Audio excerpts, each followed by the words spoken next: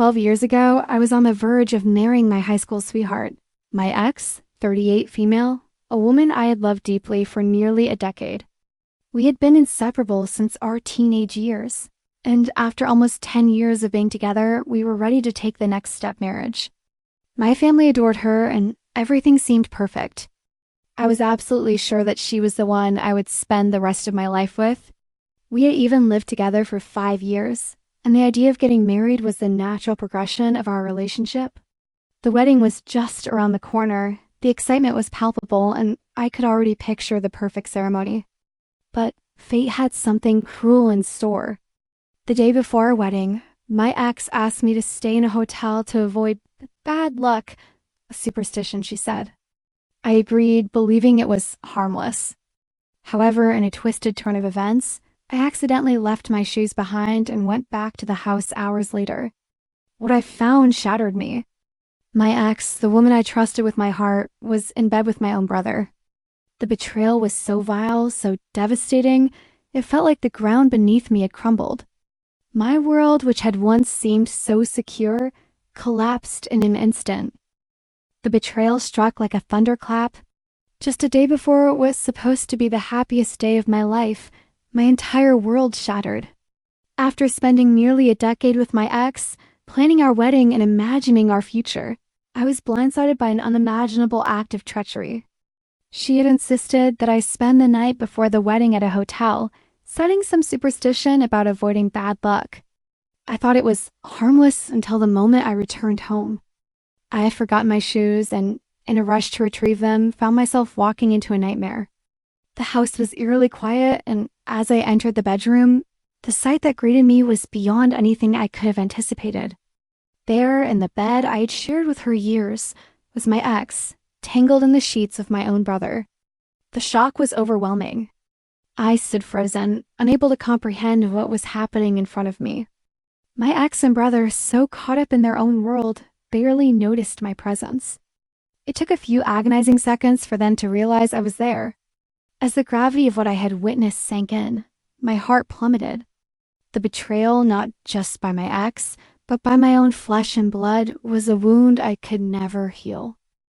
The aftermath was a harrowing descent into despair and chaos. In the wake of that horrific night, I was left grappling with the devastation of losing both my fiancé and my brother in one brutal moment. I fled the house in shock, heart racing, trying to process the reality of what I had just witnessed. That night, I lay in my hotel room, consumed by a flood of emotions, anger, disbelief, and an overwhelming sense of betrayal. It wasn't just a lost relationship. It was the destruction of everything I thought I knew about love and trust. I canceled the wedding no matter the financial cost or the heartbreak it would cause my family. What struck me the hardest was the coldness of their apologies, the feeble explanations from my ex, and the shallow remorse from my brother. I couldn't bear their excuses.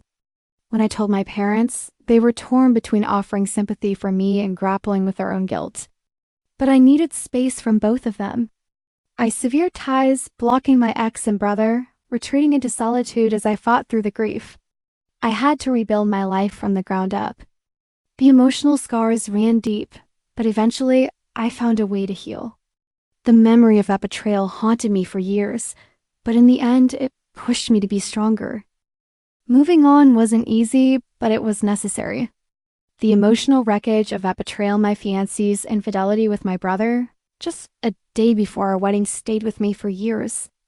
I had to rebuild myself, piece by piece. For a long time, I battled with depression, questioning my own worth, trying to comprehend how the people I loved most could hurt me so deeply. But over time, I realized I couldn't let them control my future. I sought therapy, focused on my career, and slowly, the fog of heartbreak started to lift. It took time, but I found myself again. Then, 4 years later, I met someone who brought me hope. My new fiancée was understanding, compassionate, and had experienced her own heartache. She wasn't like my ex. She built me up instead of tearing me down. Our relationship was grounded in trust and mutual respect, something I'd never experienced before. When my ex reached out 12 years later, I was ready to move on completely. I had already built a life with someone who truly valued me. I wasn't the broken man I once was. Instead of succumbing to the emotional manipulation from my past, I stood strong.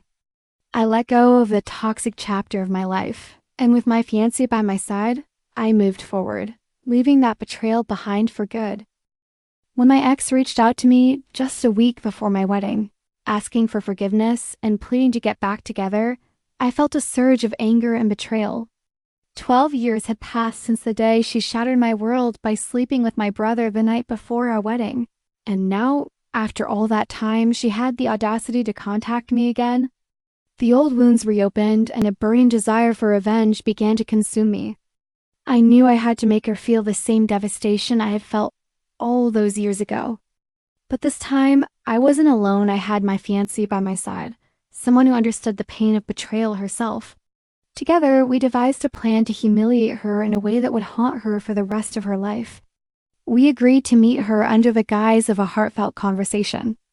The next day, I showed up at her hotel room, pretending to listen to her apologies, all the while preparing for the ultimate payback. When my ex sat there thinking she was going to win me back, my fiancé and I entered with a group of groomsmen and bridesmaids wearing masks of my brother's face. We had her cornered, and the look on her face when she realized what had just happened was priceless. This time, she was the one who would never forget. The aftermath of my revenge plan sparked a surprising range of reactions from those around me, some of which left me questioning my choices. My fiancé stood firmly by my side, supporting my decision and even agreeing with the need to take action against my ex's brazen attempt to rekindle something that had been destroyed by betrayal. She understood the emotional turmoil I'd gone through and wasn't bothered by the drama. It was a cathartic moment for both of us. However, things weren't as simple with my fiancé's friends. They were outraged by the humiliation I'd put my ex through, and they believed I had crossed a line. They thought my actions were too harsh and insisted that I should have simply blocked her again instead of seeking revenge. Some of them even said that no matter what my ex had done, I shouldn't have stooped to her level. They were hurt by how I had handled things, and some made it clear they would not attend the wedding unless I apologized. On the other hand, my own groomsmen, who had witnessed the depth of my pain, stood by me without hesitation. They knew what my ex had done to me and understood why I felt the need to take such drastic measures.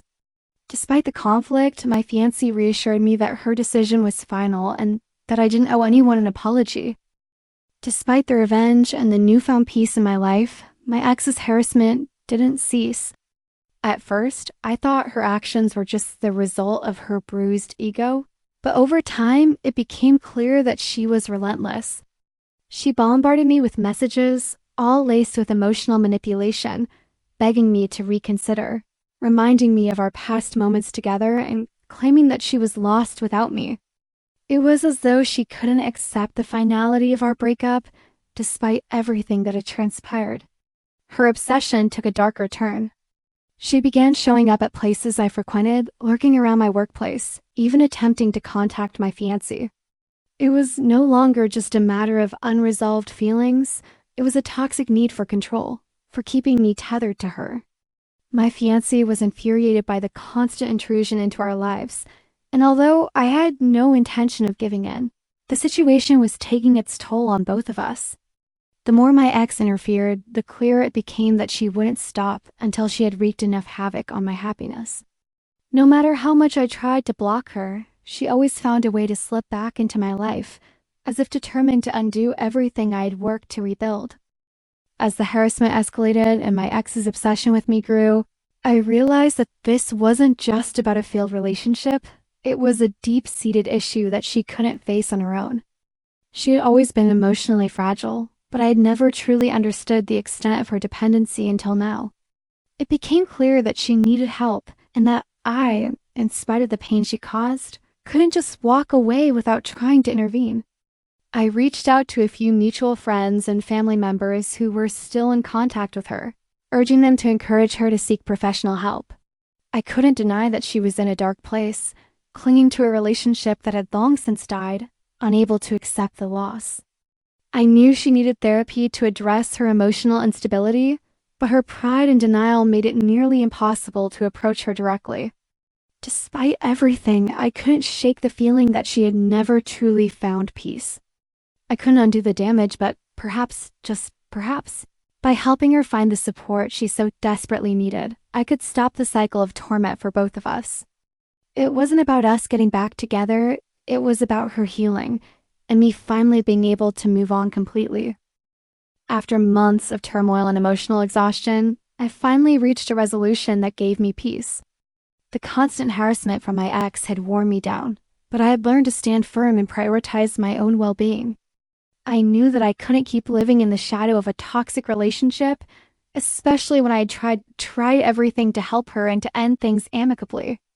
I focused on rebuilding my life, slowly repairing the damage her actions had caused. I sought therapy myself to help process the trauma, to understand how I'd allowed myself to be manipulated for so long. With time, I regained my sense of self-worth and confidence. My friends and family were supportive, reminding me of the strength I had shown despite the emotional roller coaster. Eventually, I cut all ties with her, blocking any attempt to contact me. This decision, though difficult, was necessary for my mental and emotional healing. I had to accept that I couldn't save her, and that the only person I was responsible for was myself. It was liberating to finally feel free, and with each passing day, the weight of the past grew lighter. The future, uncertain as it was, now felt filled with endless possibilities. After everything I had been through, the idea of marriage seemed like a distant dream, one that felt out of reach. But life, as unpredictable as it is, had a way of surprising me. When I met someone new, someone who valued me for who I truly was, the scars of my past slowly began to fade. We had both been through our own share of heartache, but together we found a healing that neither of us expected. The day of our wedding arrived, and it was everything I had hoped for and more. It wasn't a grand ceremony filled with pomp and circumstance. It was intimate, surrounded by only the closest people who had stood by me through my darkest times. As I stood at the altar, I realized that this was the moment I had been waiting for, proof that despite everything that had happened, there was still love, happiness, and hope for the future. The weight of my past, including the betrayal and pain from my ex, no longer controlled me. I was no longer defined by those painful memories. This was a new chapter, one where I could embrace the love I had found and create a future filled with trust and mutual respect.